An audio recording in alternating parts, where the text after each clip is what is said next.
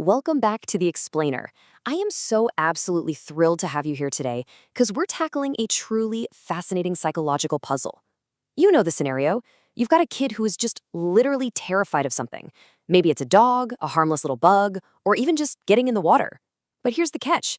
They have never, ever had a bad encounter with that thing. It's a complete mystery for so many parents, teachers, and caregivers who are just racking their brains trying to find the source of the trauma. Well, today we are decoding this exact phenomenon. We're diving right into the mystery of unseen fears. Okay, let's dive into this. Imagine this. A kid spots a totally friendly golden retriever walking down the sidewalk, and they just instantly freeze in absolute terror. The parent is standing there totally baffled, thinking, wait, a dog has never bitten you. Why on earth are you so scared of something that literally never happened? It is actually incredibly common. We just naturally assume that for a specific fear to exist, some kind of physical trauma had to have birthed it, right? It makes logical sense to us. But as we're going to see from the research, our basic assumptions about how human fear works, yeah, they're missing a massive piece of the puzzle. Section 1. The mechanism, how fears form. So to really understand what is actually going on inside that child's brain, we need to look under the hood at the actual psychological mechanics of fear acquisition, because we often have this core misunderstanding about how fear works. On one side, you've got the classic assumption, the idea that a bad event is absolutely required for a fear to develop. But on the flip side, the reality, drawn from literally decades of research, is that there are actually three distinct routes to fear. And here is the absolute kicker. Only one of these three routes involves anything bad actually happening to the individual. Let's explore exactly what these three distinct pathways are. All right, here are the three routes the research identifies. Number one is direct experience, so like actually getting bitten by a dog. This is the route parents frantically search their memories for, but honestly, it's very often completely absent. So if that's missing, we look to route two, watching someone else. Experimental work with kids actually shows that if a child simply watches an adult react with fear to a novel animal, that visual alone is enough to install a lasting fear in the child. Crazy, right? And then there's route three, being told negative information. Prospective studies completely prove that just giving a child verbal warnings about an unfamiliar animal makes them avoid it. No scary pictures, no bite, just words. The words do the whole shebang. Now, the absolutely crucial point here is what happens next. Once a fear lands via any of those three routes, whether they were bitten, saw someone scream, or were literally just told it was dangerous, what does the child do? Well, they avoid the trigger. And avoidance is exactly what keeps the fear alive. By running away or hiding, the child never gets the chance to interact with the object, which means they never collect the real-world evidence that would actually contradict their fear. They never figure out that the dog just wants to sniff their shoe or that the bug is totally harmless. The fear just gets locked in a vacuum. And this brilliantly illustrates the concept. You've probably never met a shark, and you're still not swimming out there. I mean, really think about that for a second. Your personal fear of sharks wasn't born from surviving a shark attack. It came from watching intense movies, hearing terrifying stories, or seeing other people panic on the news.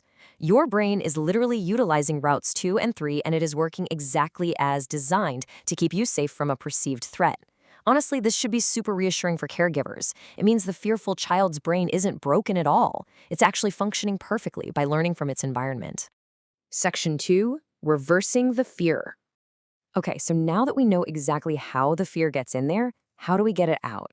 This is where we shift gears to some highly actionable, evidence-based solutions for adults who want to help untangle these unseen fears in kids. It really comes down to a simple step-by-step framework.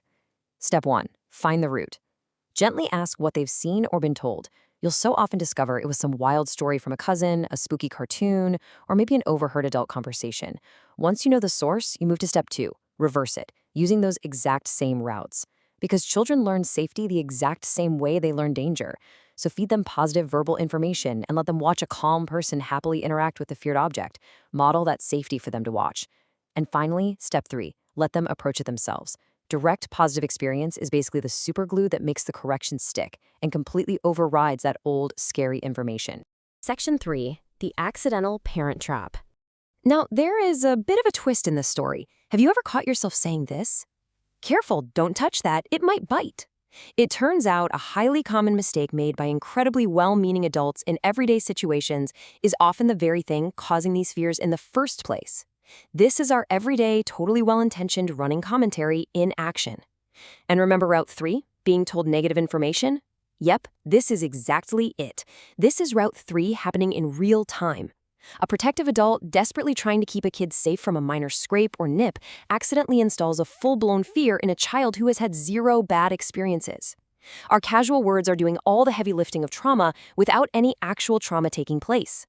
Now, I want to toss out a quick safety line for everyone watching this explainer. If a child develops a fear through these indirect pathways, treat it with respect. A fear that arrives by watching or hearing isn't any less real just because there was no physical trauma behind it. The research shows it actually responds incredibly well to the exact same treatments as any specific phobia. But remember, you're a caregiver, not a doctor. Always leave the medical stuff to the professionals and never try to clinically diagnose the child yourself.